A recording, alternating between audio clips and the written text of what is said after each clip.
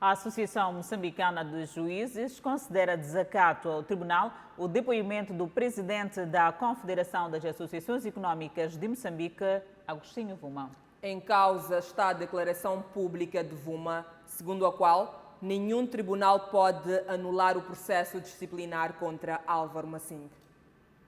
Há menos de uma semana, em conferência de imprensa, que a Confederação das Associações Económicas de Moçambique, CTA, veio a público se posicionar mediante a ordem judicial sobre a aplicação de sanções ao presidente da Câmara de Comércio de Moçambique, alegando que nenhum tribunal iria revogar as deliberações do Estatuto Interno da Agremiação. O pronunciamento causou preocupação à Associação dos Juízes de Moçambique, que considera um desacato à Constituição da República. É uma afronta ao Estado moçambicano, é uma afronta ao povo moçambicano.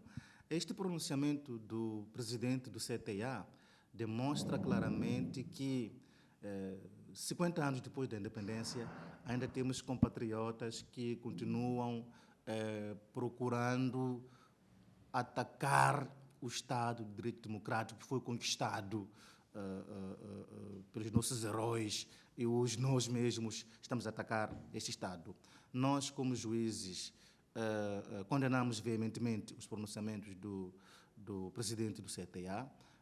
O presidente do CTA sabe muito bem que quando há um processo e não se concorda com a decisão que o juiz tomou, o que se deve fazer é recorrer seus meios normais, que é recorrer ao Tribunal Superior. E explica que nenhum estatuto interno de qualquer que seja a organização do país está acima dos tribunais. O estatuto é uma lei interna, mas ele não está acima das leis que são de todos nós como cidadãos moçambicanos. Portanto, um juiz, um tribunal moçambicano, tem competência para revogar qualquer tipo de processo disciplinar na República de Moçambique. Ainda que seja na Presidência da República, na Assembleia da República, ainda que seja no CTA ou em qualquer instituição pública ou privada, a decisão do tribunal pode sim revogar um processo disciplinar, a decisão do tribunal pode sim contrariar a decisão de qualquer instância, seja ela pública ou privada. Ao se consumar o posicionamento de Agostinho Vuma, várias são as consequências adventas, até mesmo a condenação. A decisão de um tribunal é obrigatória para todos nós. Quem não acatar a decisão do tribunal está a desobedecer. Há outras medidas que podem até combinar com a detenção dele.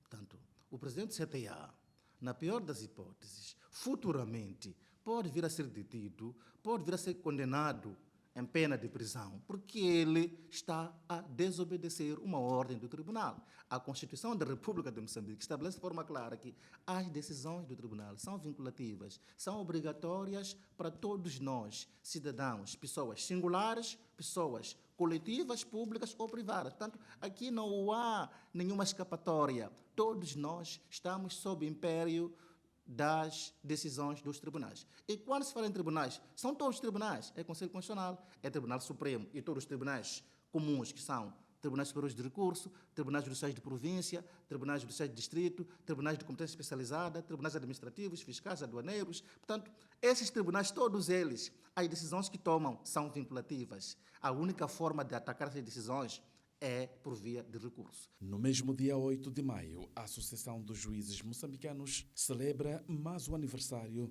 desde a sua constituição e o presidente da agremiação explica a origem da data. No dia 22 de maio de 1992, na República de Moçambique, assistimos o primeiro ato bárbaro que pôs em causa a vida de um membro do judiciário.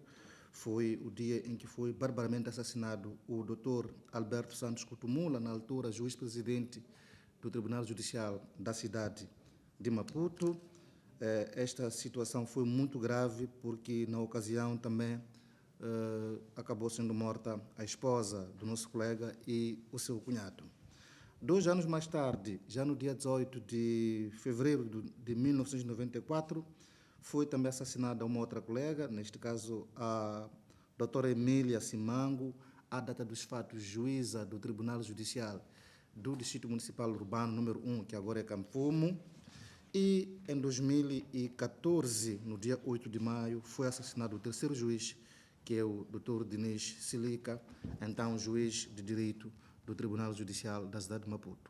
Uma tônica comum entre os três casos é que os três colegas trabalhavam com processos complexos da área criminal e já sofriam algumas ameaças à sua vida, à sua integridade física e, infelizmente, acabaram sendo mortos.